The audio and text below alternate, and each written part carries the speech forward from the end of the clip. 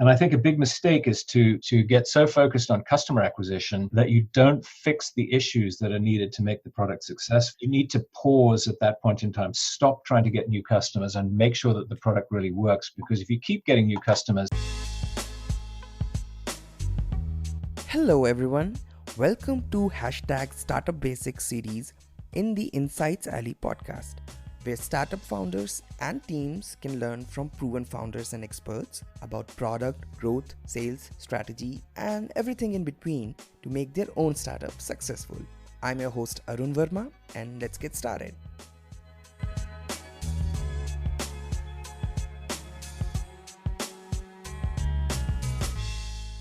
In today's episode, we will talk to David Skok, who is a general partner at Matrix Partners. David is a 5-time entrepreneur turned VC. He writes an awesome blog called forentrepreneurs.com, and he is for sure a SaaS whisperer.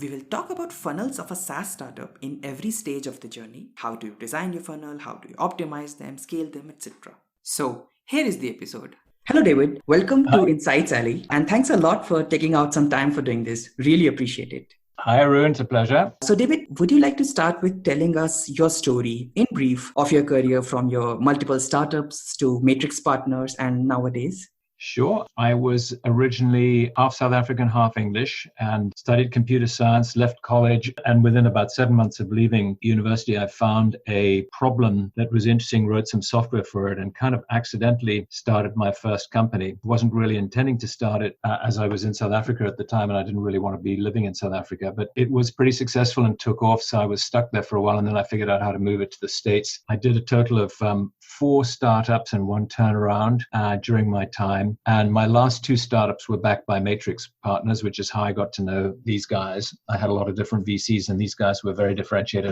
and had been phenomenal partners for me. And then when I finished my last startup, which had gone public, I was looking around for what I might do next. And it was sort of interesting to me that I like helping startups and I also like investing. And that really told me that the venture path might be a great path for me. And these guys at Matrix invited me to join them. And so about 18 years ago, I became a venture capitalist, having switched across from being an entrepreneur. And I've always really, I think, remained true to the fact that I'm more fundamentally an entrepreneur than a venture capitalist. So that's probably what you notice when you look at the stuff that I write. It doesn't really talk about venture capital. It really talks about the experience of the entrepreneur. That's a quick summary for you. I've invested in companies like HubSpot and Zendesk, which might be familiar to your listeners. And I'm currently in some very interesting products. One of them, ones that I think is very exciting right now is Apollo, the GraphQL company. Salsify, Namely, Zeus are all examples of current portfolio companies of mine that are in the SaaS and infrastructure space. Awesome. Great. So, David, let's start with today's topic.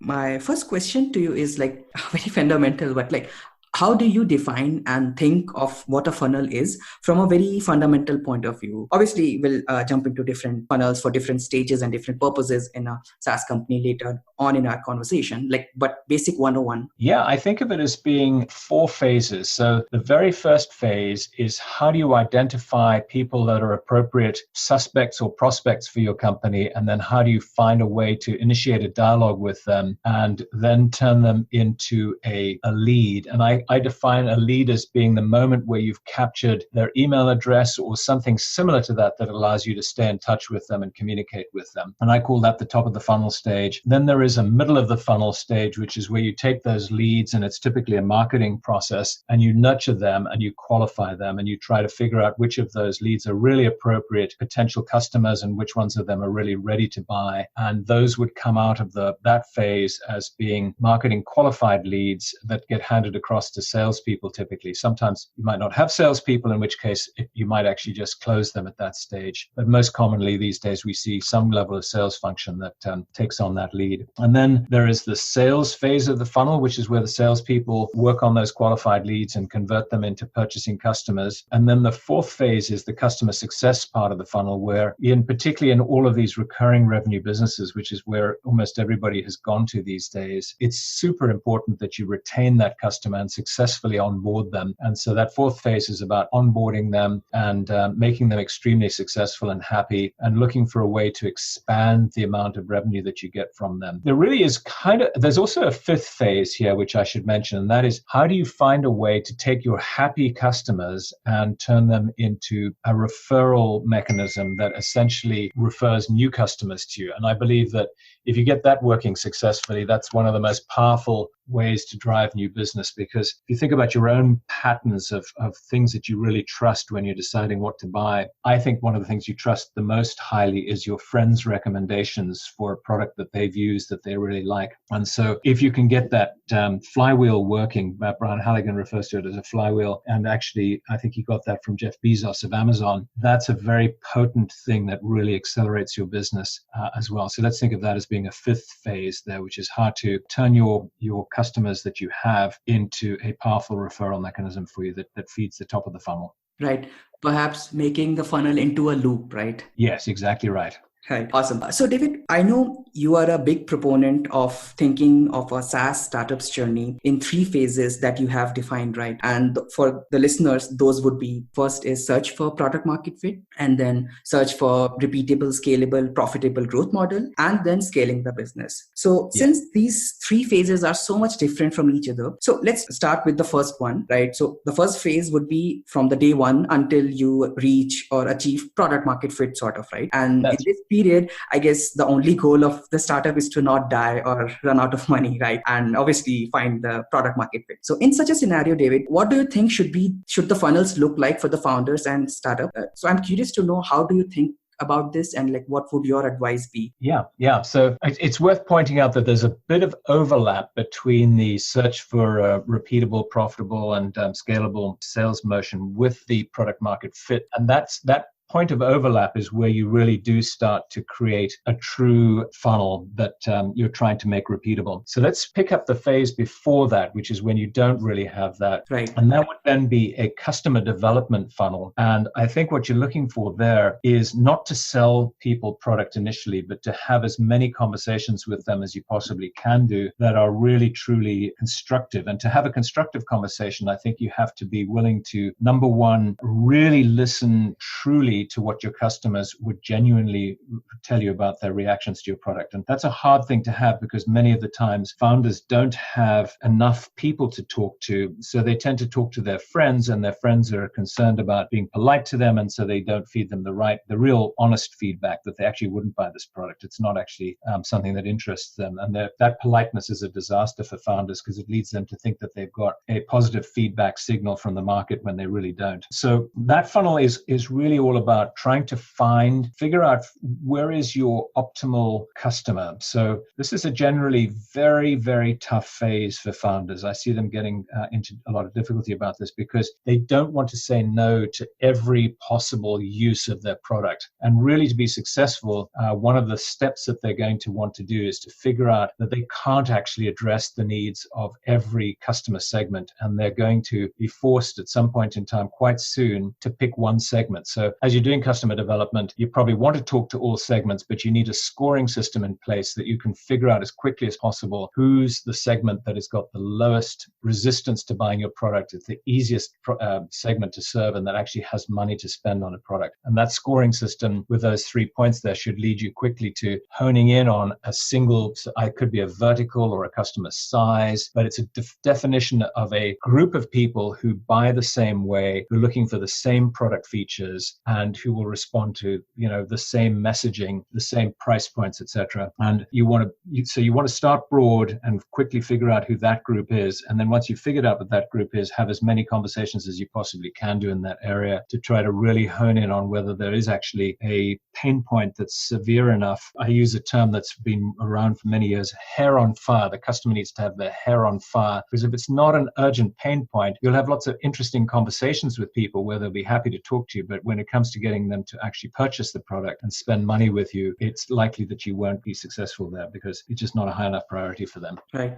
That makes sense. Right. So in terms of, let's say you are acquiring these sort of users or potential customer prospects, yes, and then obviously you're trying to make them successful also if you have sort of started making some products. So like, how do you balance that? For example, in terms of priorities, so like your funnel, as you said, is very simple. You talk to some customer, you try to understand their problem based on the feedback and whatever pain points that you found, you make the product and then you give the product to these people and perhaps they would find value in it, right? So trying to make, let's say, 2 customers successful and trying to do that over and over and again versus trying to get more customers and more prospects perhaps. So how do you balance between the two?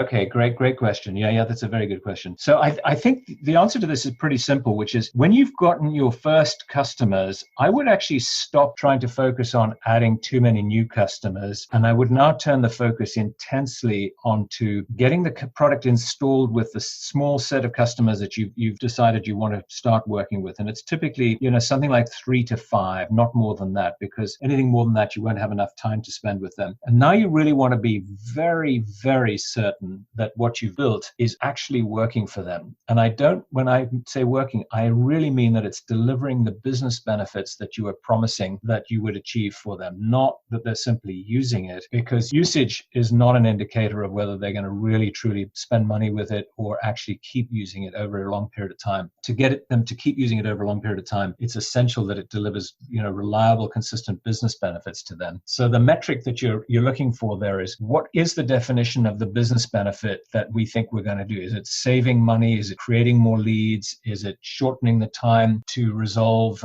support tickets? No matter which one of those things, but notice that those are defined in business terms that have an impact on the business of that customer. And then you want to find a way to measure if your product is actually doing that or not, and then work with the customers to really ensure that it is. And inevitably, you're likely to find that the product is both buggy and needs to be worked on to fix bugs, but more importantly, it also needs additional features or additional integrations with other software to really make it deliver on the benefits there. And I think a big mistake is to get so focused on customer acquisition that you don't fix the issues that are needed to make the product successful. You need to pause at that point in time, stop trying to get new customers and make sure that the product really works. Because if you keep getting new customers, you're not actually going to be able to make them happy. So you're wasting time signing up more people and getting them to start using the product if they're not going to be happy with it. You'll just lose them. Makes sense.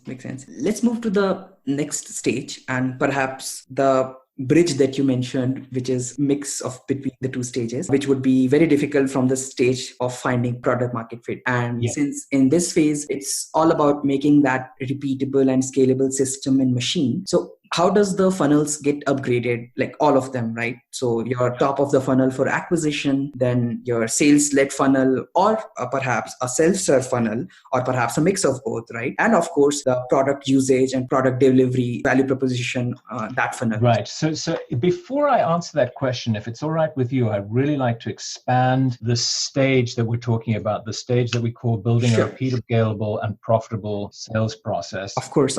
And what I want to do there is I want to break it down into a series of steps, which are like 5 sub-steps for that. So to help get the understanding of what those 5 steps are and why they matter, I want to look at these words that I use to describe this phase. So you hear that repeatable, scalable, and profitable. So repeatable is a great word because it says that you know how to do something in a way that every time you do it, it will work the same way and you can repeat it over and over and over again. Scalable means that you know how to take that thing that you can repeat and scale it as much as you want to. So if somebody gives you more capital, you can take what we were doing at $1 million and change it up to 100 million, and it's still going to continue to work the same way. And profitable means that every time you repeat this action, you make money out of it. And if you think about those 3 words, they're very, very powerful words. They are exactly what you need for a cash-making machine. So you can now pour money into this machine, and every time you pour money in, you can repeat a process which can generate more money. That's the definition of profitable. Right. And you can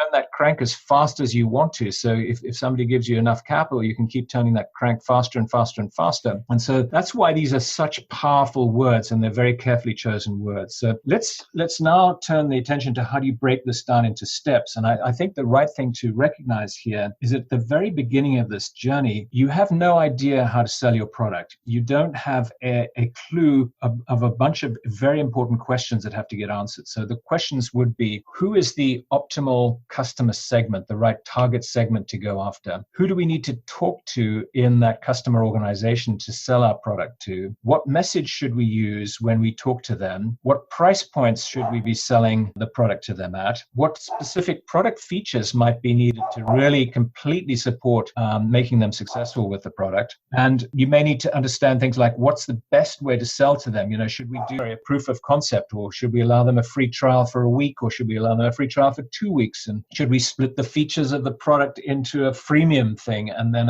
so all these are questions that you really don't know the answer to. You might have some guesses about them, but you're not clear on them. So this is very important to understand that there are a traditional salesperson. When you bring in a traditional salesperson, they can't work in an environment like that because they're used to being handed a playbook and told how to go and take these steps to execute on that playbook. And in this particular situation here, the playbook has not been developed. So you're not ready to hire traditional salespeople. And my recommendation is that the very first phase is to try to figure out how to make this sales motion and define what it is and make sure that it's repeatable. And the key thing to do there, in my view, is that the founders need to be the people that are actually leading the selling at that stage, not acquired salespeople. Now, occasionally, you may have a founder that is very, very technical and quite uncomfortable in front of customers. And if that's the case, then my recommendation would be that you bring in what I call a pathfinder trailblazer type of salesperson. By the way, are the dogs in the background disturbing the conversation? Because if so, I can quietly just shut the door here. Hang on a second. Sure. Okay, hopefully that's a bit quieter. Yeah. So this Pathfinder Trailblazer salesperson is a special kind of salesperson that is actually able to take a very unsure sales motion that isn't been defined and help you define it. And it's often a good idea, even if you are good founders, to have one type of person like that working with you. And your goal is to figure out how to sell, answering these questions one by one. And in every meeting, you're sitting there trying to figure out, are we talking to the right person, or maybe we should be talking more senior? Is the message that we're trying out here resonating? And if not, how do we change it? Is the product got the right things that they care about, or does it need to be integrated with Salesforce or Zendesk or something else like that before it'll actually work for them? And so all those things, you're having this very careful kind of a set of meetings where you're determining that. And at the end of all of that, you would end up with something that you think is repeatable and you're ready to try handing over to an ordinary salesperson. And I should point out that one of the biggest mistakes that I see companies making is thinking that they've finished this step before they have, and hiring a lot of salespeople. And then things go badly wrong for them because now those salespeople are not productive. They're burning a lot more money. And it's much harder to figure out this sales motion because you can't keep a tight level of communication between everybody that's meeting with customers and listen to the feedback that you're getting and kind of refine and change things. It's super hard to try to re-educate 7 salespeople on a new sales motion every week when things are changing quickly. So that's one of the most important pieces of advice I give people here is do not think you can jump steps here and skip ahead to the next step before you're really ready to genuinely make that move. So when you are ready to make that move, my advice now is to hire 2 salespeople and get very ordinary salespeople and now change the founders' roles so that instead of actually selling, founders now suddenly become people whose job it is to hire and enable those salespeople. So as soon as they bring them on board, they've got to find out if they've got this process so well defined that they can teach these other new salespeople that have just joined how to sell and make them successful. And if they can, then they hire another 2 salespeople and keep testing. And then you switch to the next phase, which is how to try to make this thing scalable and find out if you can increase your leads flows to support more and more salespeople and make sure that whenever you hire salespeople, you can always make them productive and that it's quite predictable how long it takes to make them productive. And then lastly, when you finish doing that, we generally find that at that phase, you really need to focus on customer success because it even though you might have been good at it in the very early days, as you scale, it inevitably gets worse and you have to go back, fix it. And then at the very ending phase of the stage is to really look at CAC and LTV and make sure that you are a profitable sales motion, as well as not just something that can be repeated and scaled. That this is really a lifetime value of the customer is great, and the far exceeds the cost to acquire the customer. That makes sense. So like if you think of funnel as a visual representation of the whole process or the engine that you're trying to make from zero to a successful customer, right? And in this phase, you're just trying to build that thing. And obviously by careful observation and iterations and experimentations, you're trying to build the perfect funnel for, right? Yes.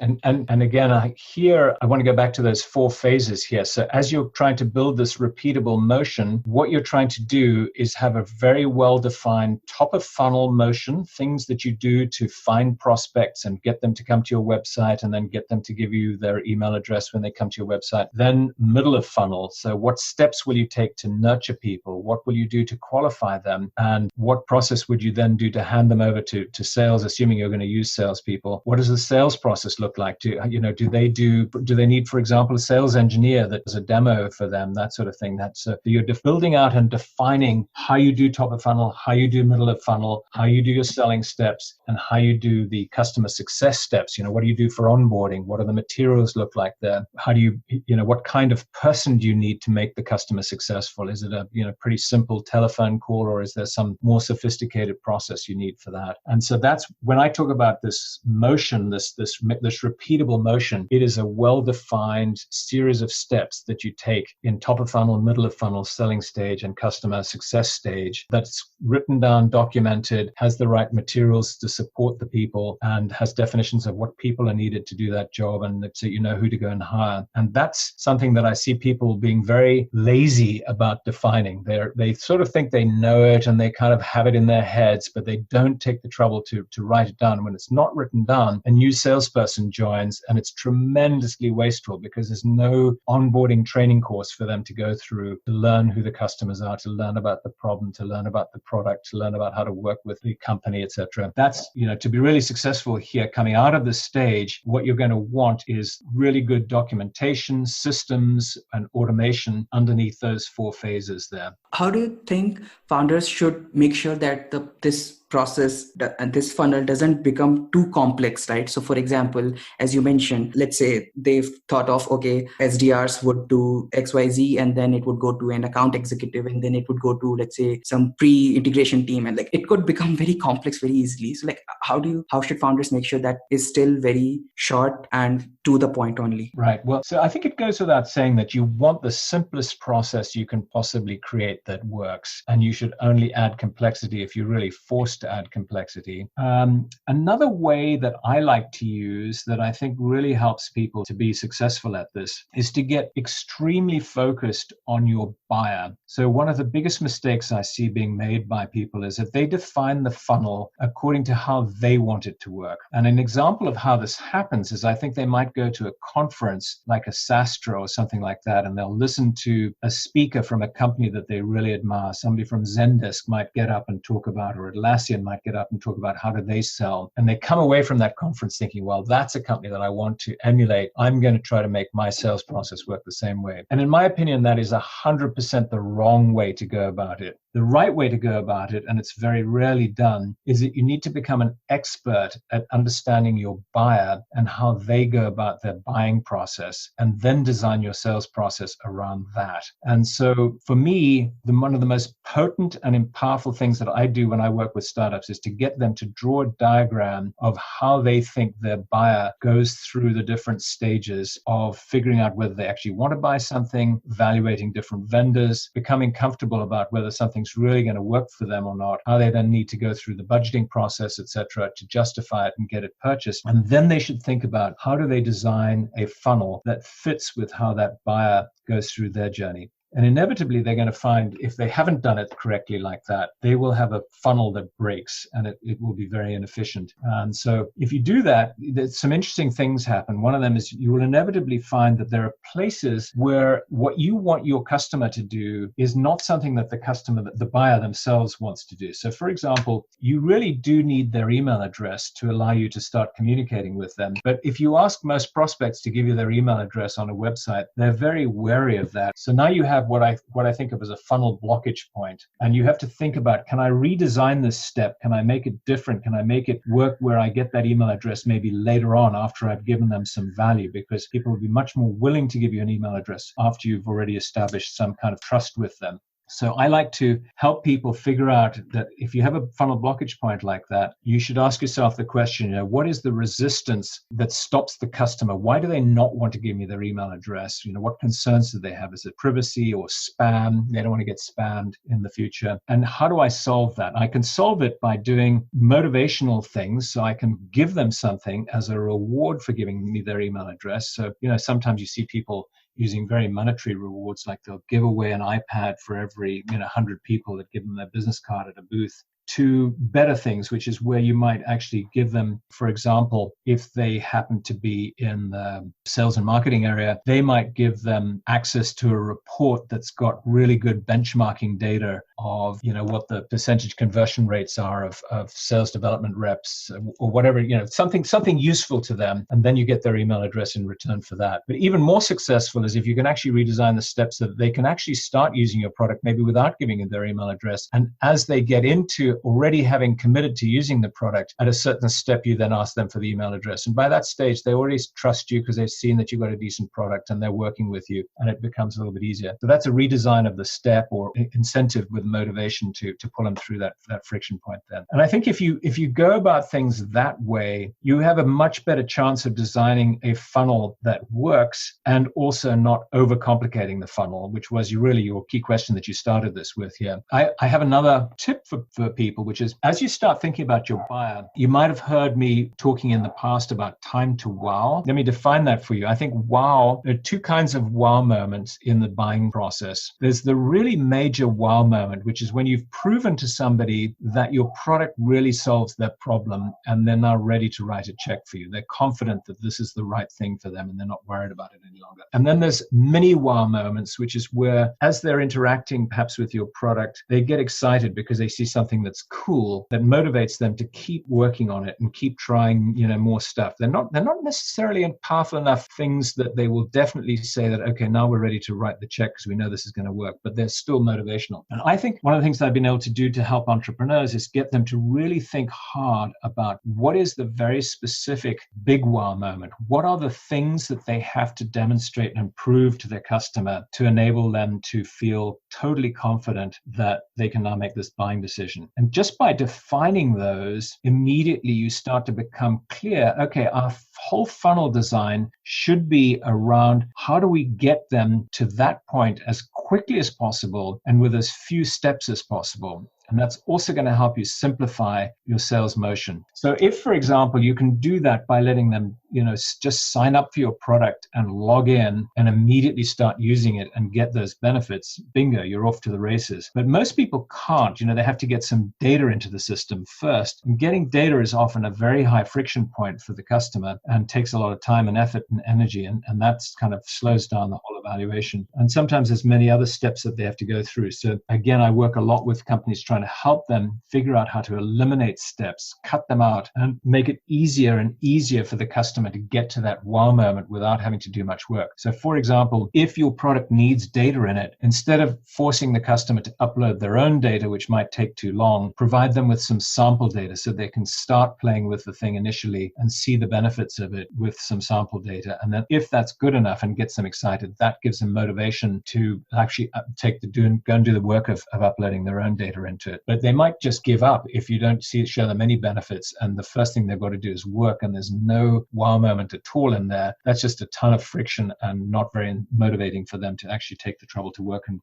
get their own data into your product. Right. Makes sense. I guess the pursuit of customer-centric or a buyer-centric funnel design is very important as against vendor-centric funnel design. Absolutely. Yeah. That's really one of my most core things that I help people with is switching the way they're thinking about things to being much more buyer-centric. Right. So when you are in that pursuit of being buyer-centric, and you also said you need to have some sort of documentation, which is very important. So how should founders think of perhaps zooming in and then zooming out and kind of identifying the micro funnels towards those micro conversions or micro aha moments that you mentioned, right? So basically Yes. for the purpose of optimizing the funnel, either by shortening it, reducing it. So how do you zoom in, zoom out and identify those micro funnels? Great question. So what I do is pretty straightforward, is a flow chart. So the high level flow chart will start off as being, maybe very big boxes that that maybe compress several steps into them. But over time, you start to break them out into more and more steps that as you start getting clarity on how the different parts of it work. But if you don't have that flow chart, what I find is that people think they understand things, but they actually don't. And every time I ask them to draw the flow chart, they're sure they are going to be able to do it. But an hour and a half later, we're still drawing it and we're having a really great constructive discussion around ideas that they have for how to make that funnel work better. So what I'm really saying here is that the process of drawing that flow chart is a wonderful tool for unleashing creativity and getting good brainstorming going. And it's also a really important tool if you've got several team members who are all working on this problem together. And you should have several team members because you're obviously going to have sometimes the salespeople, the marketing people, and the customer success people together with the founders all trying to solve this funnel problem. By having that diagram, you create the center of energy for how people are going about this meeting so that everybody can focus on, is this funnel working? Where's it not working? How are we going to fix that point where it's not working? And apply, the brainstorming to making the whole process work from front end to back end so much better. And, we haven't covered this yet here, but one of the powerful things about funnels is that they're governed by very, very simple math. The math for a funnel is that if you take the number of people coming in the top of the funnel and you multiply them by a conversion rate and you multiply that by the dollar price you're charging everybody going through the funnel, that's going to be your bookings number. So just number of people multiplied by conversion rate by pricing is the math of a funnel. So now that you realize how simple it is, it really makes you recognize, okay, if we can do anything here to increase our conversion rate by 10%, we will increase bookings by 10%. We can get 10% more people in the top of the funnel, will obviously get 10% more output from the funnel. But the conversion rate is the really powerful thing. And certainly in the early days, I do not encourage people to try to optimize pricing. I think it's a big mistake to work on pricing too early until you've really got a big, fast flow going through the funnel that's working well, and then later on optimize pricing. Right. Makes sense. Could there be any other kind of fundamental ways on how you think about and how you design the funnel? What principles to keep in mind, and also how do you evaluate that if this is the right funnel for whatever you are moving through it? So one thing is optimizing for it, but the whole funnel, how do you evaluate if it's the right funnel for whatever you are moving through it, whether it's a lead in your lead life cycle or perhaps a user in your product funnel to the aha moment? So it turns out there is one more important number associated with funnels, which is how much does it cost you to put somebody through that funnel? And one of the fascinating studies that I did was I started focusing in on how selling complexity could be reduced, because it was kind of clear in my mind that if you had a complex sale, it was going to be expensive, and that would be kind of a detriment to success in selling and force you to charge higher prices, which would also make things slow down. So I did this exercise where I took Dropbox, I took Constant Contact, I took HubSpot, and I took some companies that sold direct with a field sales force, and I looked at what their cost to acquire a customer, CAC. And I thought it was going to be like a linear correlation of how CAC changed as you increased the complexity. But what I found was it was exponential. So it cost 10 times more for Constant Contact to acquire a customer as it did for Dropbox, and 10 times more for HubSpot to acquire a customer, even though they were using still inside sales, but it was a more complex inside sale, and 10 times more for a field salesperson than it cost HubSpot with. So you went from $5,000 to $50,000 and $500 only for a Constant Contact. So that was a real wake-up call call for me. And it really made it clear to me that sales complexity is an absolute enemy of the efficient sales process here. And so, it was right that you were asking me earlier on, how do I stop my funnel from getting overly complicated? And I think the answer there is by getting into your buyer's mind and understanding how they work, you can think about ways to reduce sales complexity. So one thing that I love today is the concept of land and expand. So it's very, if you try to get a $400,000 deal or $1 million deal done, it's very hard. You're going to have a lot of people involved. You're probably going to have the CFO and maybe even the president of the company involved. That kind of multi-person selling step is very painful and expensive and slow and unpredictable. So a way to change the complexity there is to say, let's not go for the 400,000 sale. Instead, let's try to get maybe a $5,000 product sold, right, where we can sell it to just a single person who can make their mind up without having to go and consult with other people, use a credit card to buy that product. And then once we're in, let's do an expand sale, which will be much easier because they'll have already seen that our product works for them. And that makes it so much easier to make that next sale. And maybe you could take that even a step further, which is to say, wait a second, well, rather than charging even $5,000, why don't we give them something completely free and let them use that, and then try to convert the free usage where we've shown them some clear benefits and got them hooked on the product into getting them to pay us $5,000 a year. And then,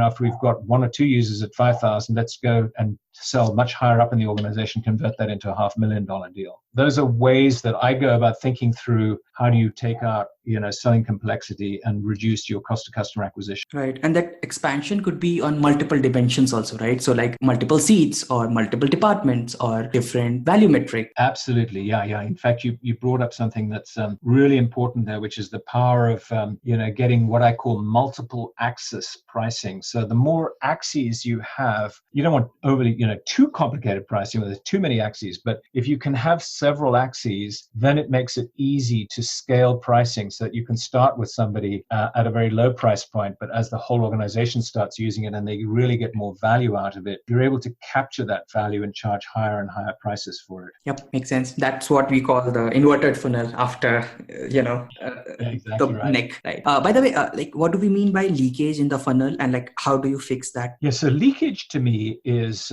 when you signed up a customer and after you've signed them up, you lose them. And so you don't retain them. So you've spent a lot of money to acquire them, but you've failed to onboard them or get them successful with the product. And now you've lost them before you really get the benefit from that. And there's two damages to that. One of them is obviously you lose a lot of money because you're not going to get the payback on your cost of acquisition. But secondly, more importantly, is you've got a bad customer, an unhappy customer out there who's going to tell other people that they don't think your product's worth buying and spending money on.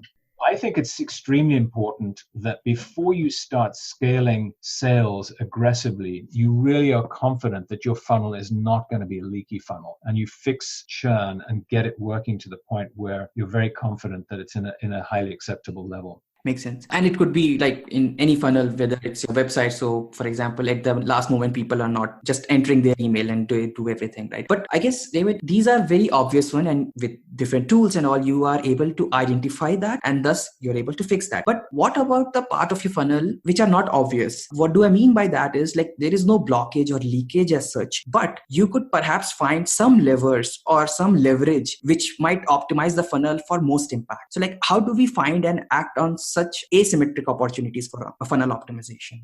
Yeah. Well, I do think that metrics are the most powerful way to understand those. And so if you have your funnel broken down, the key steps you need to have metrics for are going to show you both the volume of people coming into that step, and you want to look at a time series graph of that over time. And you really want to be sure that you have a way to keep increasing the number of people coming in. Secondly, the conversion rate. And I think what happens is, as you start looking at those metrics, it starts to make it incredibly obvious to you where the funnel could be improved and where it's holding the business back. And then again, I'd like people to have the funnel diagram. And what I forgot to talk about when I talked about the funnel diagram, I believe there are certain parts of the funnel diagram where you want a micro funnel. Example of that would be when you do a free trial of a product. I think that's one of the single most important places in the sales cycle, where if you're capable of really making your product do the selling for you, it is a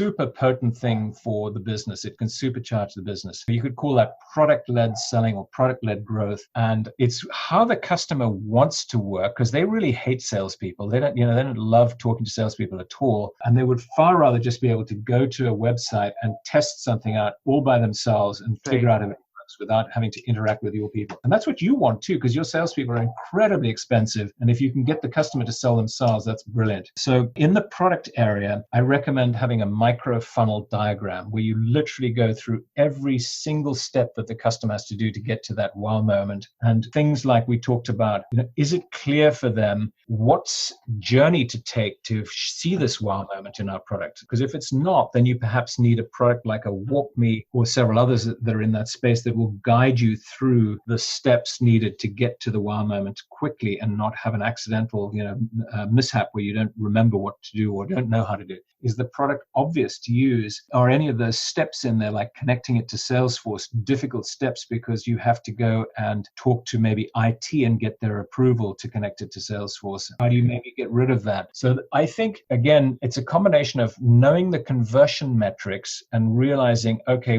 our funnel is just not working as well as we want it to because this part is just not converting very well. And secondly, using these funnel diagrams as brainstorming tools. Those are the things that are going to lead you to recognizing where you've got opportunities for big breakthroughs in funnel design. That makes sense. An example I could think of is like, let's say in your funnel, you have assigned some time for your SDRs to, let's say, qualify the leads coming in from the website, right? But in this step of the funnel, let's say you introduce a chatbot which asks the prospect the same questions and boom, you have kind of reduced the steps for the SDR. Exactly. Yep.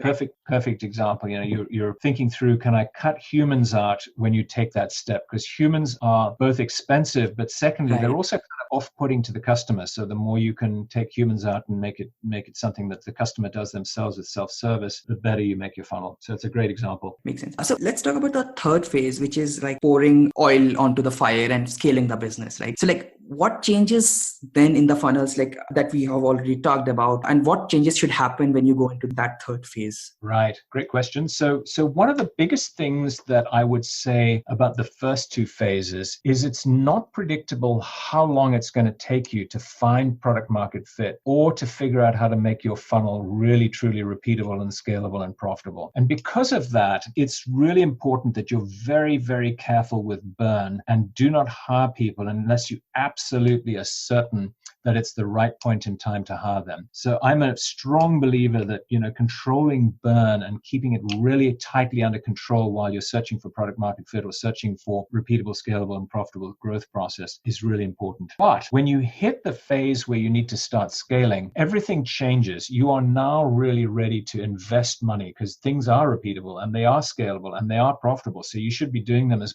fast as you possibly can do. And I often have to explain to people why that's so important. And the reason why it's so important is that the tech business is almost invariably a winner-take-all business. And that means that if you are not the winner in your segment, you will not generally be a very profitable company that grows very well. The winner, Salesforce.com in the CRM space and in other segments, generally runs away with growth. That growth leads to them having much more capital to invest in their product and more selling. They get more press. The press talks about them more. They have more customers that are talking about them and referring other customers. It's like a flywheel that really accelerates the speed at which the winner starts to become the winner in every sales situation then. And buyers even have to ask the question, why am I not buying Salesforce.com, and answer that question to their bosses rather than, why should I buy this product? So that says that at that moment in time, the mindset of the entrepreneur has to go through a very funny change. And I've seen this change being really hard for founders to adapt to because they've gone through so much effort to save money and not hire people. And now they have to become excellent at hiring fast and scaling fast and investing money and spending money to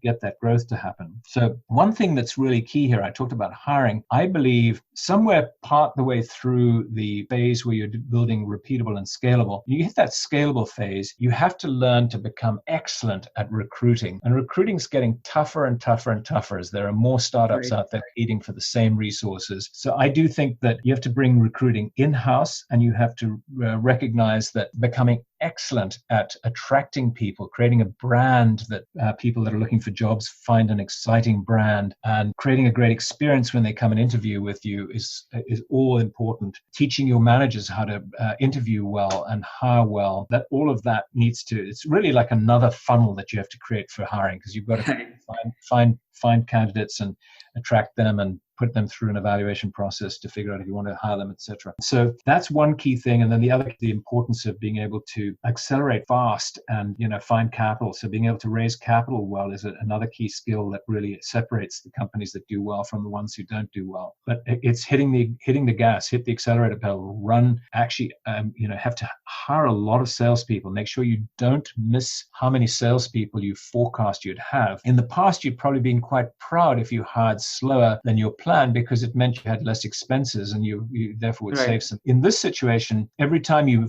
don't hire a salesperson on time, you're inevitably going to miss your sales plan, your bookings plan, because you don't have enough capacity to bring in the orders that are needed. And so hiring on time is just a crucial factor for hitting plan in that phase there.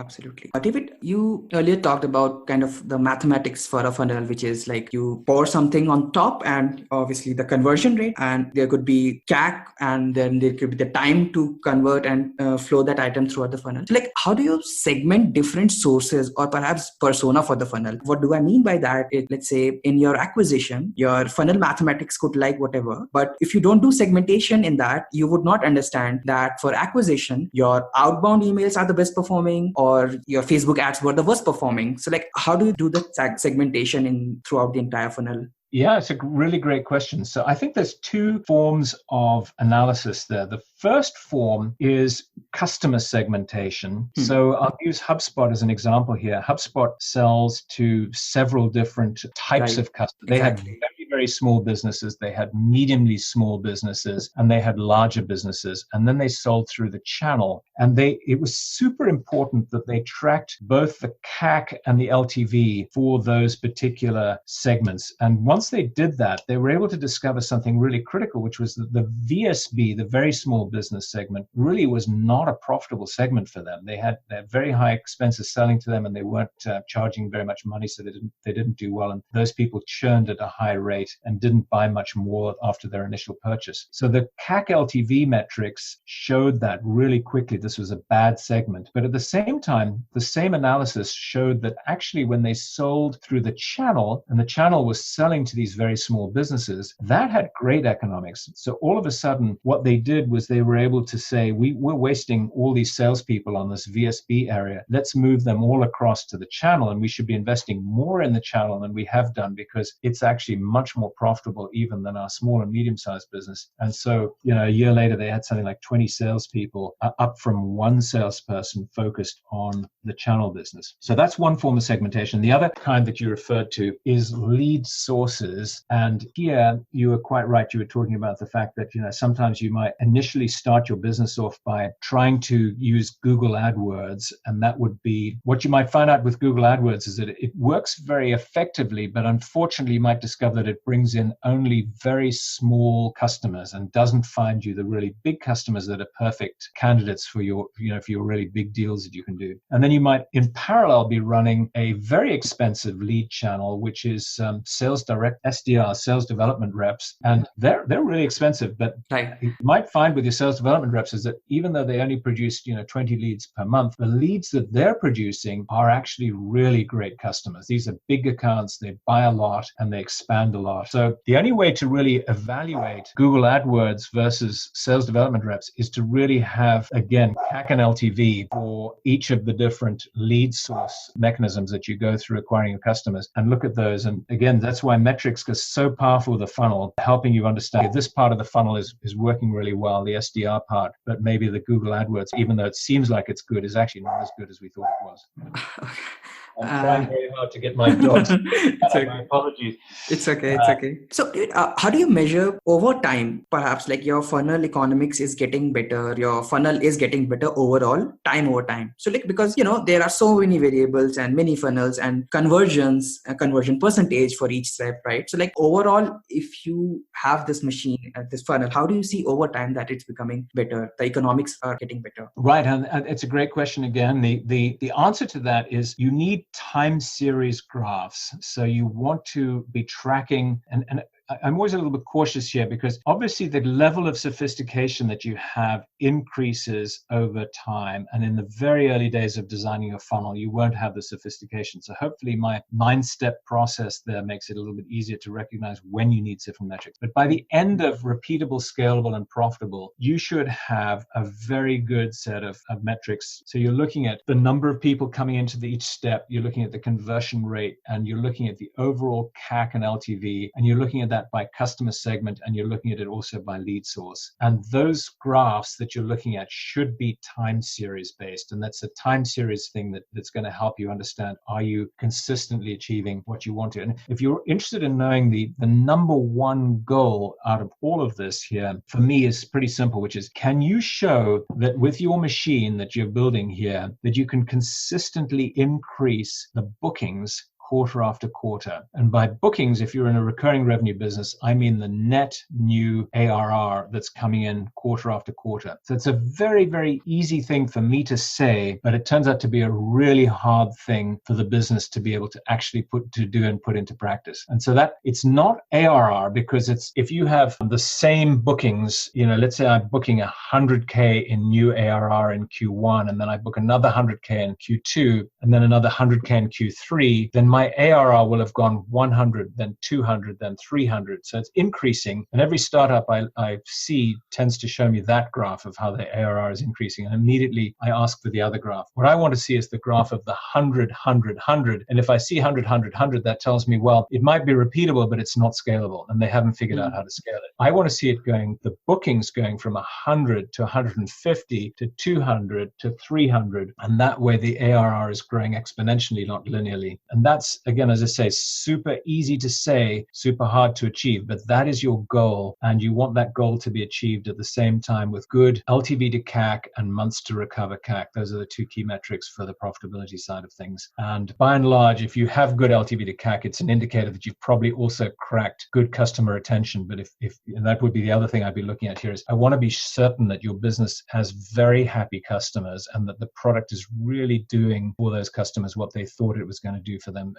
in terms of affecting their business. Right. Makes sense. David, why and how to create alignment across the whole team? Doesn't matter like whether it's a 5 people, 10 people, 20, 50 people team, because, your kind of funnel is kind of showcasing your North Star as well as the steps and conversion and in between, right? So like, how do you create that alignment? So I like to do that in a couple of ways. Number one, I would use this goal that I just outlined to you of how do we grow bookings on net new ARR consistently, and use that goal as a bonus goal, a shared bonus goal across every one of the different groups in the company. And then similarly, I would add in the LTV to CAC metrics into that as well. So by unifying what people get paid on and are asked to think about regularly, that's one great way to unify them. And then the second thing I think you need to do here is break down the silos that typically exist between sales, marketing, product, and customer success, and recognize that the funnel requires all of those 4 groups to work really well together. So for example, you could fix churn by making product better. You could fix churn by making the documentation better. You could fix churn by making the onboarding process better. You could fix churn by stopping the salespeople from selling the product with too high of a set of claims about what it can do, and then you can't actually meet those claims. So what you're seeing there is that each of the departments can all fix customer success. Similarly, the product group can make it easier for the salespeople to sell. The marketing group can make it easier for the salespeople to sell. So all these functions need to have the silos broken down between them. So I recommend creating, funnel optimization group or a growth group, you could call it, Right. that meet regularly and that has these common metrics that they look at and looks at these diagrams, these flow charts of the funnels and the micro funnels to ask the question of how do we achieve the goals that we're after. And the beauty of that is that you've got now a very simple thing, which is the funnel becomes the place where everybody in the whole company is able to get aligned, and they all recognize that our entire business is a funnel. If we fix this funnel, our business is going to run well. And it's a really nice unifying, simplifying way of bringing things together.